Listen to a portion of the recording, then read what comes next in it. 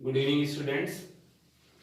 आज हम आपको नॉर्मलिटी और उससे रिलेटेड न्यूमेरिकल्स के बारे में रिवीजन कराएंगे। तो सबसे पहले तो हम आपको नॉर्मलिटी की डिफिनेशन और फार्मूले के बारे में बता दें।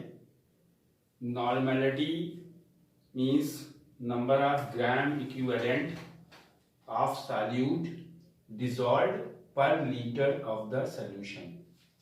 Number of gram equivalent normality is equals to number of gram equivalent of solute upon volume of solution in liter। अगर हम फार्मूला सिंबॉलिक रिप्रेजेंटेशन में लिखते हैं n is equals to W B, ये मास है सॉल्यूट का, upon E, this is equivalent mass, into V in litre, ये volume है सॉल्यूशन का।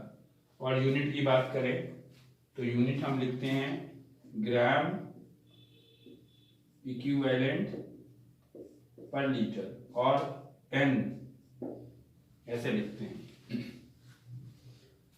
अब आपको अगर नॉर्मलिटी निकालनी है तो पहले उस सब्सटेंस का, दैट्स मीन जो सॉल्यूट है सॉल्यूशन में, उसका इक्विवेलेंट मास कैलकुलेट करना पड़ेगा। और मास, ग्राम मास दिया जाएगा आपको सॉल्यूशन, तो आप वॉल्यूम के अकॉर्डिंग उसकी नॉर्मलिटी कैलकुलेट कर सकते हैं।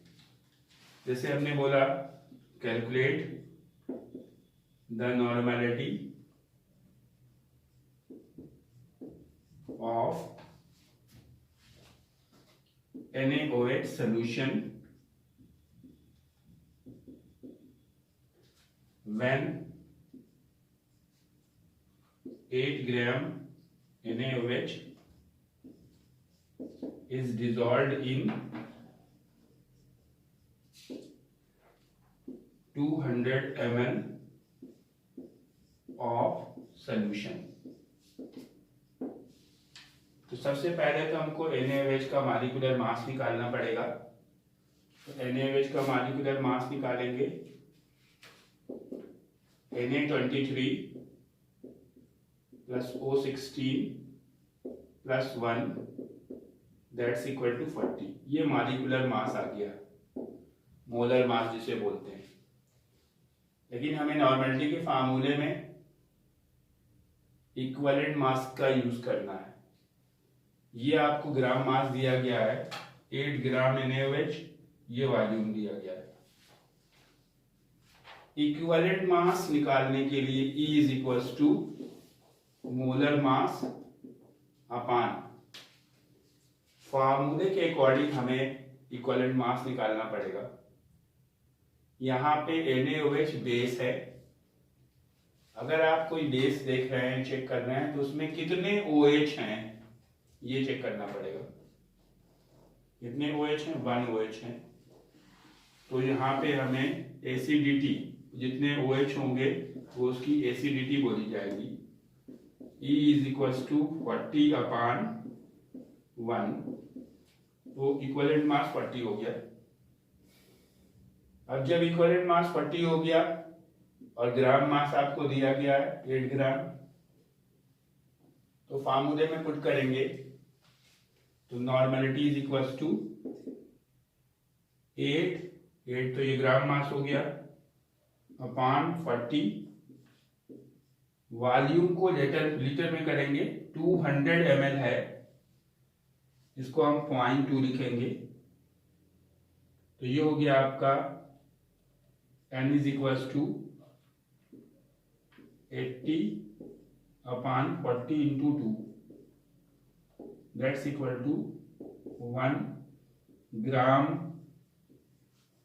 इक्विवेलेंट पर लीटर, या 1N कह सकते हैं। ये तो एक क्वेश्चन हो गया। दूसरा क्वेश्चन देखिए,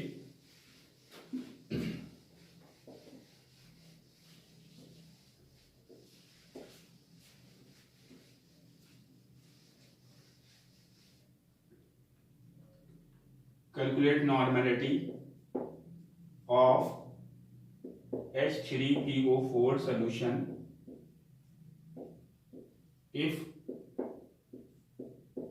4.9 gram H3PO4 dissolved in 400 ml of solution। पहले तो हमें H3PO4 का मॉलिक्यूलर मास निकालना पड़ेगा। तो H3 that's mean 1 into 3 plus P that's mean 31, 16 into 4, so ये हो गया 3 plus 31 plus 64 that's equal to 98। अब मॉलिक्यूलर मास निकालने के बाद हमको इक्विवेलेंट मास निकालना पड़ेगा, क्योंकि हमको नॉर्मेलिटी कैलकुलेट करनी है। Equivalent mass is equal to molar mass. फिर से हम आपको बता दें, फार्मूले के अकॉर्डिंग इक्विवेलेंट मास निकलेगा। ये हमारा एसिड है H3PO4, और ये अगर एसिड है तो हमें इसमें कितने हाइड्रोजन हैं जो कि चेंज होंगे, किसमें हाइड्रोनियम बना सकते हैं, तो 3 हैं इसमें, तो हमें इसको बेसिसिटी बोला जाएगा। Basicity E is equal to 98/3, ये इसका इक्विवेलेंट मास हो गया। आप डिवाइड करना चाहें डिवाइड कर लें, नहीं डिवाइड करना चाहते तो डायरेक्ट अभी फार्मूले में लगा देते हैं। Normality WB/E into V।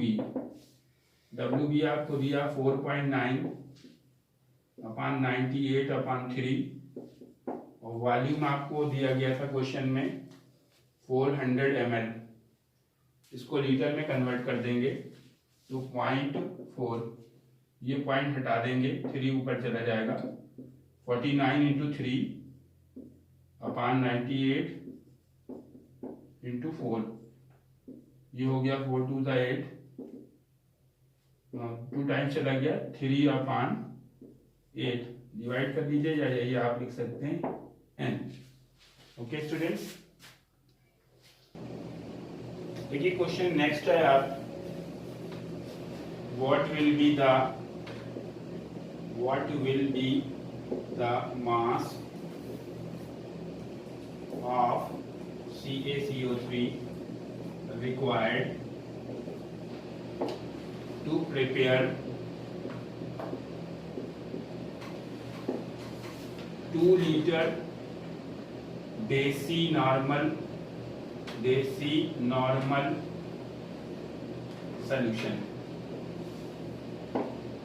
कितना मास कैल्शियम कार्बोनेट का रिक्वायर्ड होगा 2 लीटर देसी नॉर्मल सॉल्यूशन बनाने के लिए। यहाँ पे ये वॉल्यूम दिया गया है, और जब वॉल्यूम दिया है लीटर में ही तो कोई दिक्कत नहीं है एमएल में चेंज करने के लिए। देसी नॉर्मल यानी नॉर्मलिटी दी गई है 1/10 n, ये देसी नॉर्मल का मीनिंग है। अब हमको WB निकालना है, कैल्शियम कार्बोनेट इसमें सॉल्यूट है। पहले हमें इक्विवेलेंट मास मॉलिक्यूलर मास निकाल के करना पड़ेगा। CaCO3 का मॉलिक्यूलर मास निकाल रहे हैं, 40 + 12 + 16 × 3, 40 और +12 + 48 = 100। ये मॉलिक्यूलर मास आ गया। अब इक्विवेलेंट मास निकालेंगे। अब ये ना एसिड है ना बेस है। हमने बताया इक्विवेलेंट मास जब कैलकुलेट करते हैं तो किस बात पे, फार्मूले के अकॉर्डिंग करते हैं। कैल्शियम कार्बोनेट सॉल्ट है, जो भी कैटायन होगा उस पर टोटल कितना चार्ज आ रहा है। अगर कैल्शियम कार्बोनेट देखें तो इस पे कैल्शियम का एक आयन है और कार्बोनेट का एक आयन है। इस पे -2 चार्ज, इस पे +2 चार्ज। कैटायन पे टोटल चार्ज चेक कर लीजिए, 2 आ गया।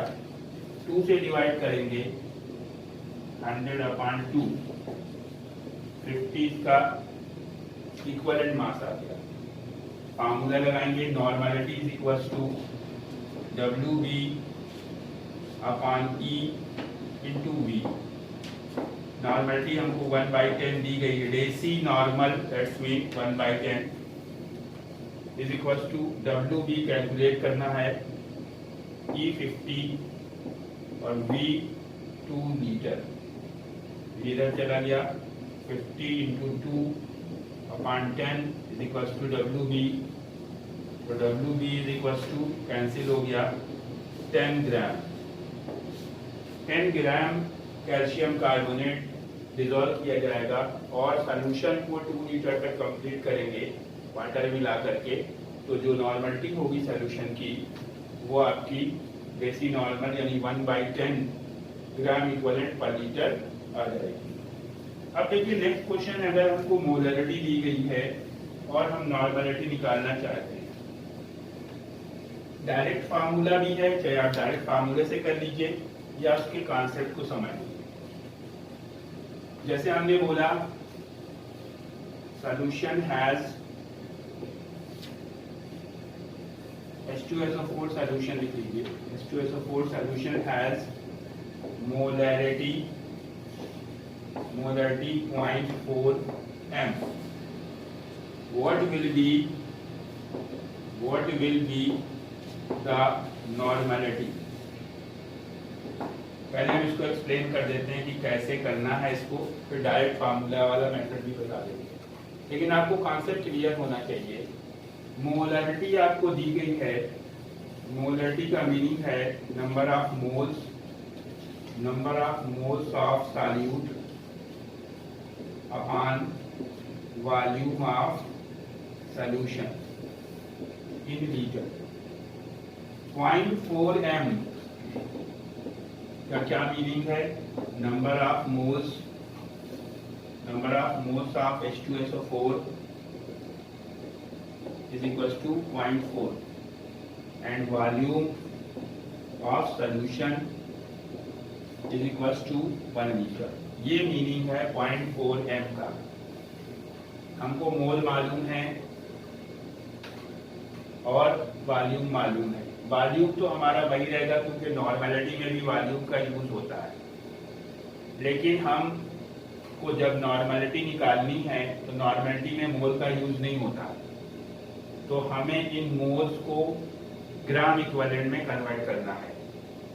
तो मोल से पहले ग्राम बनाएं, moles is equal to gram mass upon molar mass. Mole है 0.4, ग्राम मास मालूम नहीं, मॉलिक्यूलर मास H2SO4 का 98, ये हो गया 98 into 0.4 is equal to mass, gram mass आ गया, ग्राम में आ गया, mass is equal to multiply अभी नहीं कर रहे आपको ग्राम में, और फिर हम ये मास तो आ गया, इसका इक्विवेलेंट मास निकालने H2SO4 का equivalent mass E is equal to 98/2, ये 49 हो गया,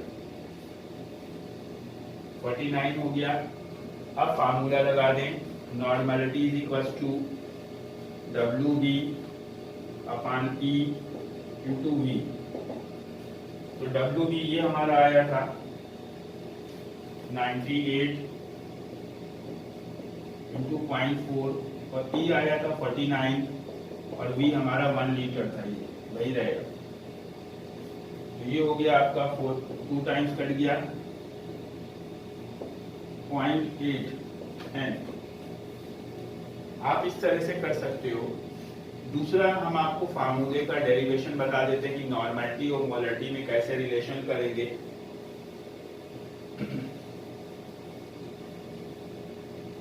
और उसके अकॉर्डिंग डायरेक्ट अगर आपको नॉर्मलिटी दी है तो मोलरिटी कैलकुलेट कर सकते हैं, मोलरिटी दी है तो नॉर्मलिटी कर सकते हैं।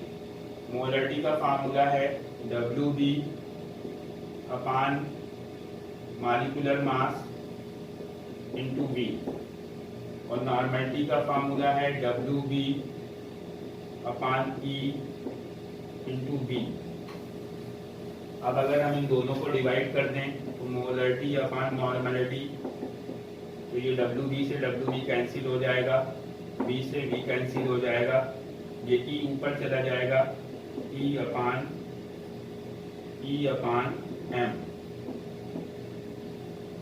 इक्विवेलेंट मास मालूम हो और मॉलिक्यूलर मास मालूम हो तो आप उसका कैलकुलेट कर सकते हैं, यानी उसका मॉलिक्यूलर मास, अब कोई सब्सटेंस है उसका मॉलिक्यूलर मास है, उसी से आप इक्विवेलेंट मास निकालते हैं। तो आप क्या लिखते हैं, m upon n is equal to E upon molecular mass की जगह आप क्या लिखते हैं, इक्विवेलेंट मास की जगह आप कर लीजिए, मॉलिक्यूलर मास को ऐसे ही रहने दीजिए। इक्विवेलेंट मास की जगह आप लिखते हैं मॉलिक्यूलर मास अपान z। ये z वही है जो आप कभी 2 लेते हैं, एसिड के केस में H2SO4 के लिए 2 से डिवाइड किया था इक्विवेलेंट मास निकालने में, जिसे n फैक्टर बोलते हैं। ये इससे कैंसिल हो गया, अभी आ गया m upon n is equal to 1 upon z, n इधर चला गया, normality is equal to molarity into z, इसे n फैक्टर बोलेंगे। जैसे आपको H2SO4 दिया गया था, H2SO4 और इसकी मोलरिटी दी गई थी 0.4 m, और इसमें 2H है तो इसकी Z की वैल्यू 2 हुई। तो अगर आप नॉर्मलिटी निकालना चाहते हैं तो normality is equal to 0.4 into 2, तो 0.8 n। एक और इसी डायरेक्ट फार्मूले पे हम आपको बता देते हैं क्वेश्चन।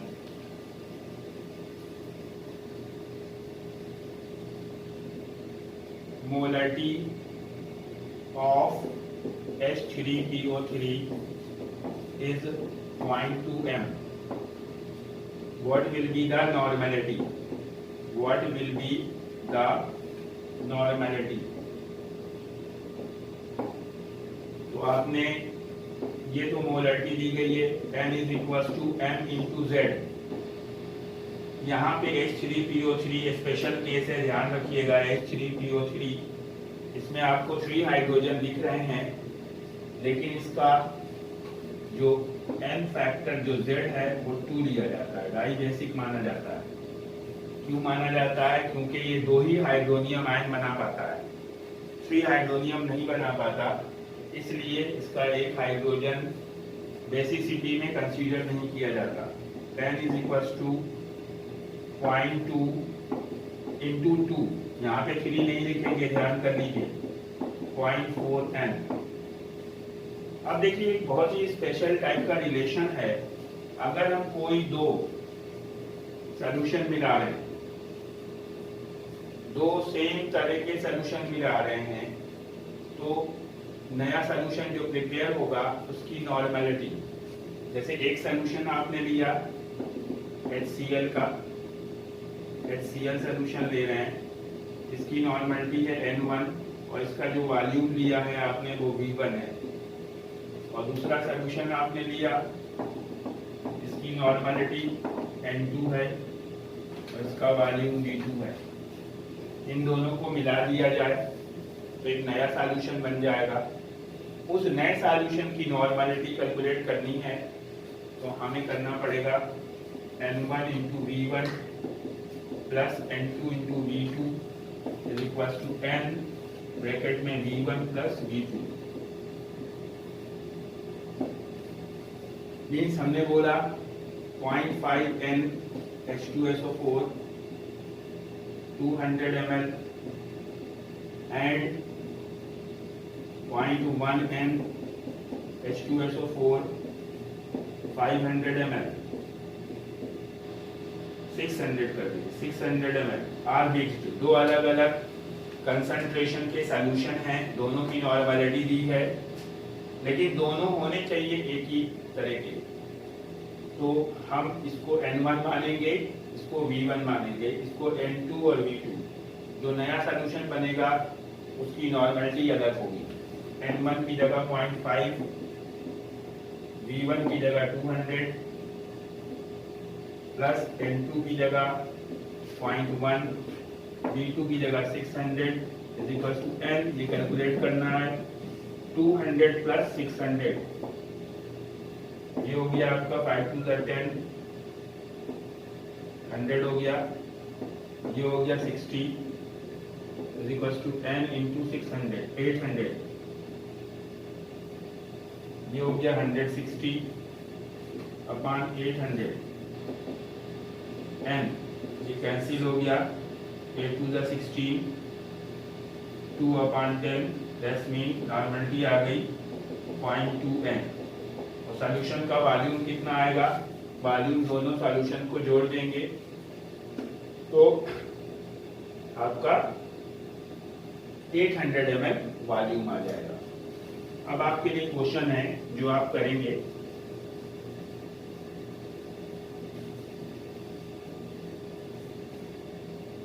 .8 N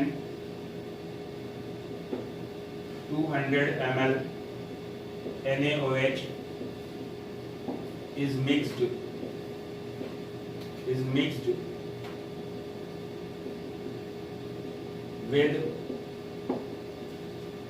0.2 N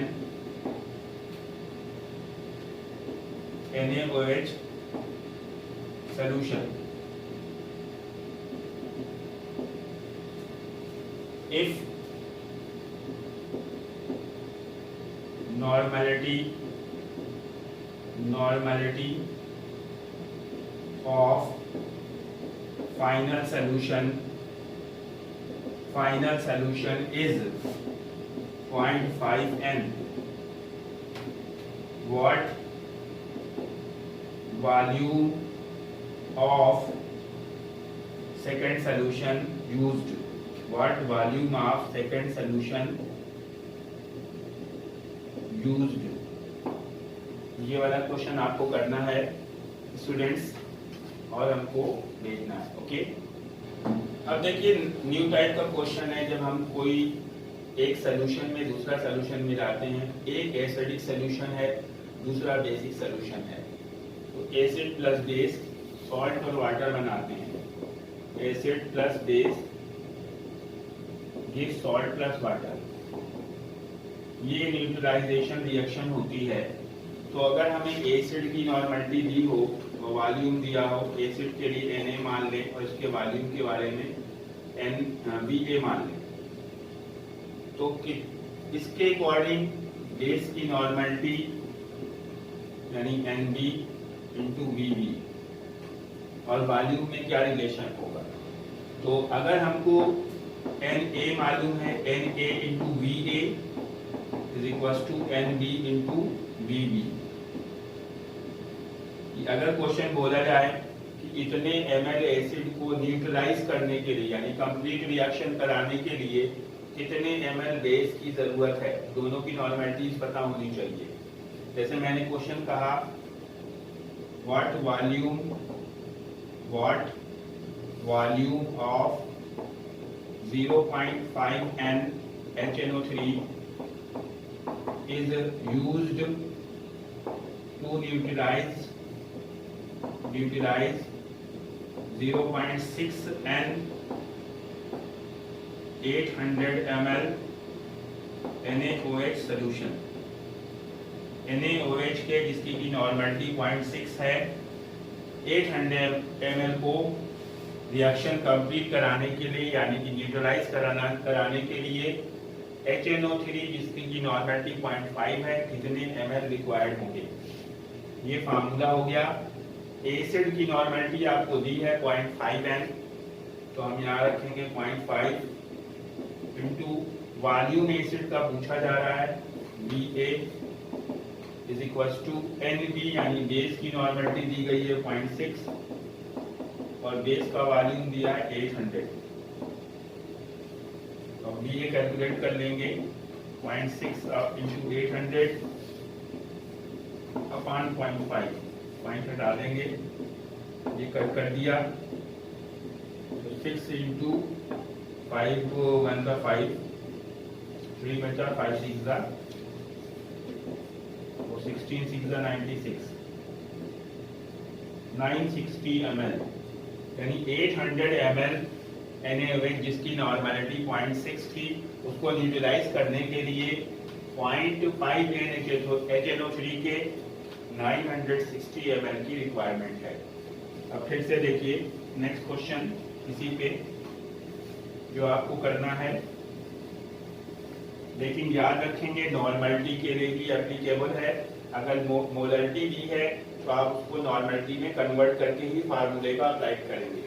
क्वेश्चन है आपके लिए, what volume of 0.4 m H2SO4 is required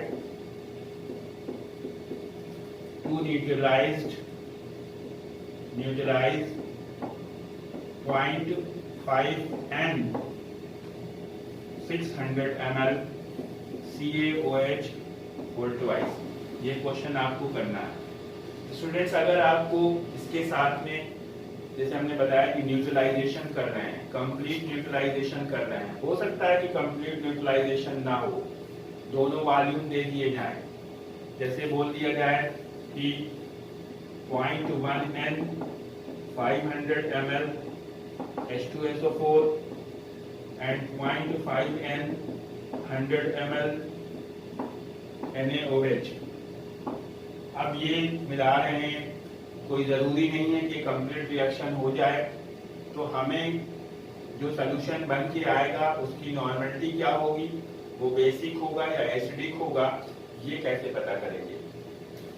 तो इसका फार्मूला क्या है, पहले तो हम इसमें से ग्राम इक्विवेलेंट निकालेंगे। इसका फार्मूला है, इसको हम अगर N1 मान लें, इसको V1 मान लें, इसको N2 मान लें, इसको V2 मान लें, तो N1 इंटू V1 कैलकुलेट करें, N2 इंटू V2 कैलकुलेट करें, नॉर्मलिटी और वॉल्यूम का मल्टीप्लाई करेंगे तो ग्राम इक्विवेलेंट निकल आएंगे। जो ज्यादा होगा उसका डिफरेंस करेंगे, यानी N1 V1 difference N2 V2 is equals to N V1 plus V2।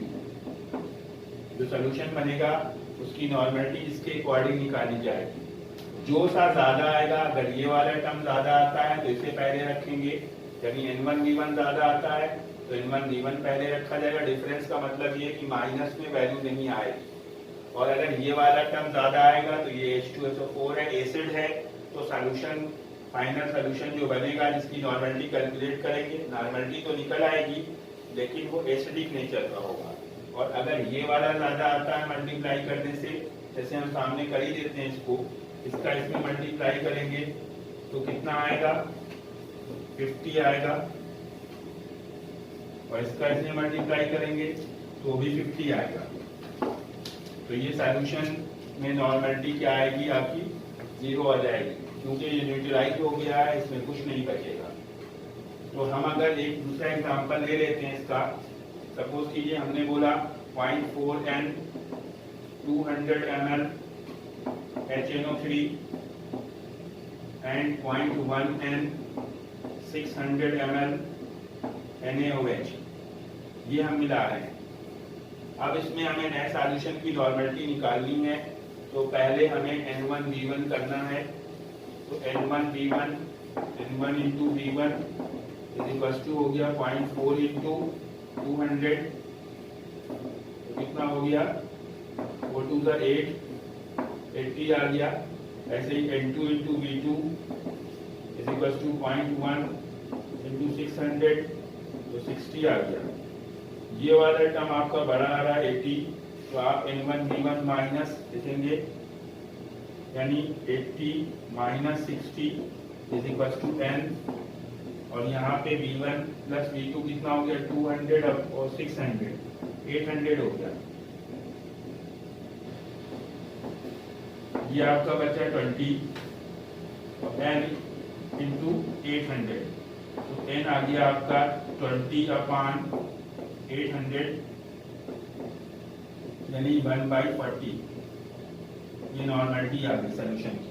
अब ये सॉल्यूशन की नॉर्मलिटी तो आ गई, लेकिन ये सॉल्यूशन बेसिक होगा कि एसिडिक होगा, तो इससे आप देख लीजिए N1B1 हमने निकाला, ये एसिड के लिए था, 80 आया। जो ज्यादा आएगा वही नेचर होगा, ये एसिड है तो एसिडिक नेचर होगा सॉल्यूशन का। स्टूडेंट इस तरह से आप और क्वेश्चन मैं आपको भेजूंगा और क्वेश्चन को सॉल्व करेंगे। अभी भी अगर आपको कोई डाउट है मेरे से डिस्कस कर सकते हैं, कमेंट सेक्शन में लिख सकते हैं। Okay, good bye.